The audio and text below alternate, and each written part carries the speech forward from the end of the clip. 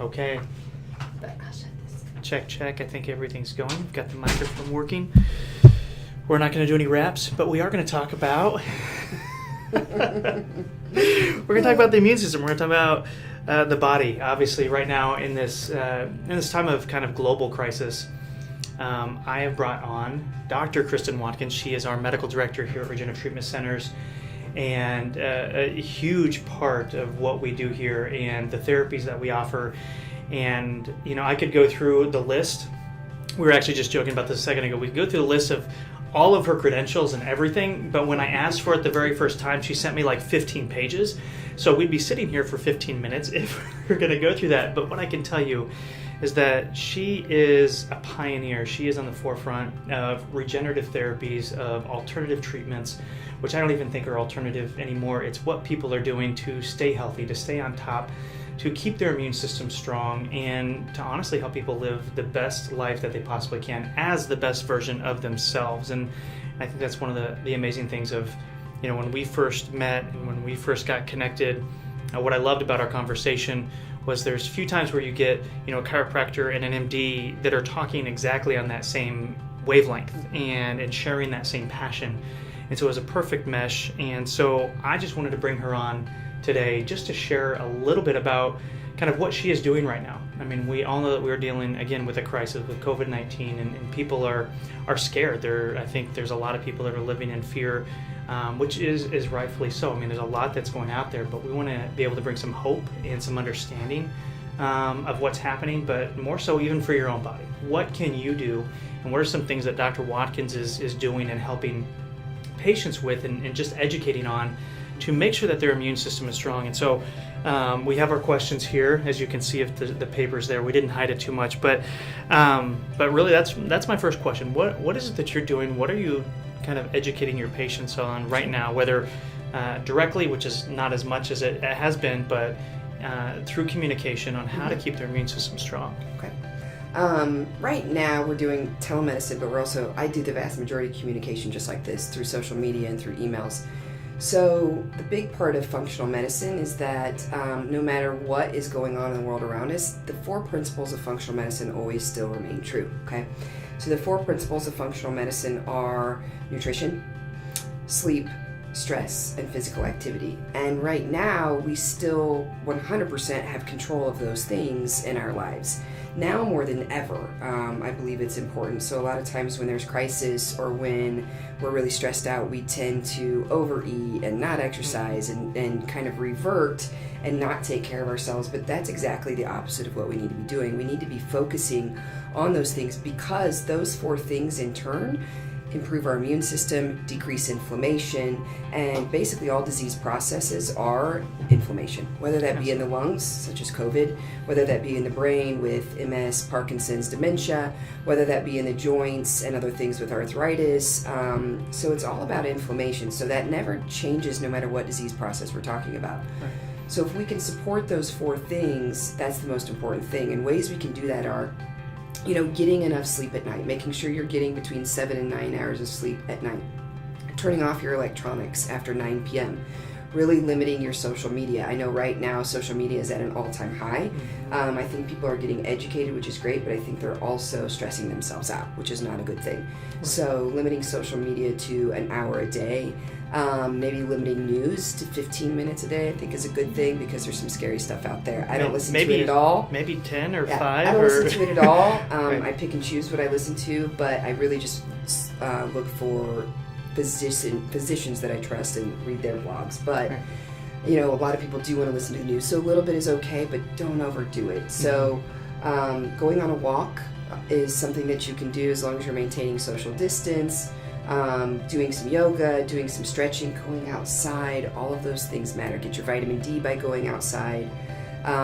Really small things that add up. Then of course there's supplements like vitamin D, vitamin C, your B vitamins, glutathione. All of those increase the Krebs cycle, which drives the mitochondria, which helps with detox pathways, and ATP, which is energy production. And all of that ultimately reduces inflammation and improves the immune system. So these are things that I've preached in my practice for years. But right now we're really talking about them because we do need to support stressed immune systems, because stress, lack of sleep, change in job, homeschooling, all of these things are causing profound amounts of stress. Whether we notice it or not, they are having a reaction on our adrenal glands in our body. So those are some of the things that you can do at home. Other things are doing things like B12 shots, turbo shots, glutathione shots that we offer here. And, you can come get the supplements, kind of what we call curbside or at the door, basically, where we can give them to you with mask on and gloves. Those are great options. And then also we have some procedures that we can go through that are really groundbreaking. They're things we've been doing for a long time, but they're groundbreaking in the fact that now traditional medicine is starting to look at them for a disease process. And obviously the disease process right now they're looking at is COVID-19. So if you want to talk about more of that, I'm happy to. Yeah, we will. And I just kind of reiterating the very first thing that you said about health. And I think in all of the interviews I've been doing and going through and talking with people, I really think that there is more of a health revolution that's kind of moving forward right here. I mean, we've looked to our healthcare system as the answer for so long, and I think it's now starting to come to light that there are so many other things. I think that there's, and maybe you can elaborate on this too.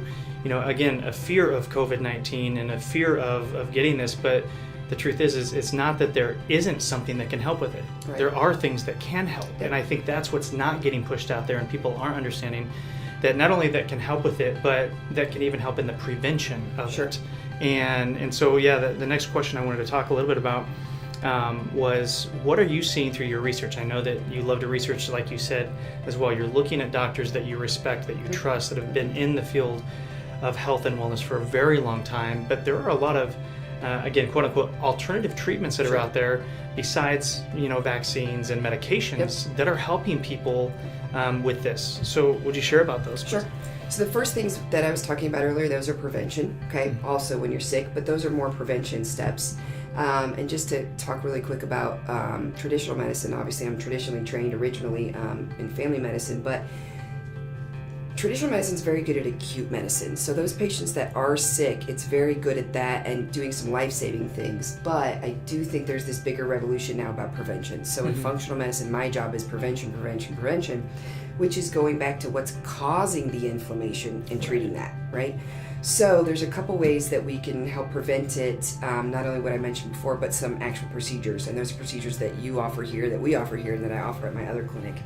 And those are high-dose vitamin C. There are some pretty significant studies going on in China right now, in Italy, and now in New York and New Jersey. There's some clinical trials going on with sick patients where they're giving them high-dose IV vitamin C either daily or multiple times a day in the hospital while they are positive and in the ICU or very critically ill. And they're seeing very positive outcomes with that. We're also seeing some positive outcomes with prevention with high-dose vitamin C, because what we know is, despite what media wants to portray, is that high-dose vitamin C does, in fact, help the immune system. And the more robust your immune system, the more you can fight off such diseases. You still might get it, just like the flu, but you'll have an increased ability to fight that, which I think is really important, especially for immunocompromised people such as myself and most of my patients. The other thing is mesenchymal stem cell things such as exosomes. So exosomes are showing extreme promise in treating COVID-19 patients that are on respirators that have pneumonia. You've probably heard of what's called cytokine storm, and basically what that is where massive inflammation develops in the lungs in these patients. That's why one of the symptoms is shortness of breath and tightness in the chest, which is not prevalent in allergies, sinusitis, and flu, because this particular virus causes that cytokine storm and causes inflammation, therefore causing fluid in the chest that causes this shortness of breath. Therefore, the patient needs to be intubated. And that's really what's causing the morbidity and mortality in this particular disease. And IV exosomes actually reduce the inflammation, reduce that cytokine storm. So we've seen in some of these studies that are going on that within 24, 48, 72 hours, patients are actually coming off the vent. When the mortality rate is 86% once you're ventilated, and now they're seeing that that is not the case in these patients on high-dose IV vitamin C and exosomes. It's remarkable. It's really amazing. Yeah, it's revolutionary. A lot of us that have been doing it for a long time, intuitively that makes sense to us already. But I think it's really awesome that now traditional medicine and some other people are really starting to pick up on that and are believing in that, and that they're allowing it in hospitals in the United States so that we can actually see that this is working. Absolutely. That's what's exciting to me. Yeah, it's opening the doors. It's allowing people more options and more opportunities. Again, and just kind of reiterating that it's out there. It's there, but these things are treatable, and that's what's so powerful. And so if there's any hope that can be brought through this information, is just that this is treatable. Now, does that mean it's going to help every single person? We can't say that. We can't say that. And even if you're doing the IV therapies, like Dr. Watkins said, doesn't mean that you're not going to get something. Mm-hmm. But if we can take those preventive measures to increase our chances, to have an immune system that's strong enough to combat as much that comes at us, because we're all going to have something that comes at us. Mm-hmm. It could be pneumonia, it could be the flu, it could be about anything. But if we can keep our bodies strong, keep our minds strong, hit those main points. I love, when you talk about functional medicine in the body, if you even just look at what the definition of health is, it's 100% function physically, mentally, socially, spiritually, not just the absence of disease. And so that is what I think is so powerful about what we're doing, is we're bringing that information to light. We're giving some people some hope and some understanding. I didn't talk about perfect. Oh, you didn't? Well, we're still running, and we can... I can talk about it. Yeah, let's do it. Okay, one thing I didn't talk about is IV ozone, and IV ozone's been around for over a century, and the amazing thing about IV ozone is we don't even know the full potential of what it's available to do. But what we do know is it helps to minimize and reduce viruses, bacteria, yeast, mold, fungus, biofilm. So we're seeing systemically, that's everywhere. Yep. Yeah. So we're seeing very promising things with all viruses and bacteria and yeast. So we're extrapolating that to COVID-19 and using that. Mm-hmm. I'm not particularly using it to treat patients, but I'm using it for prevention.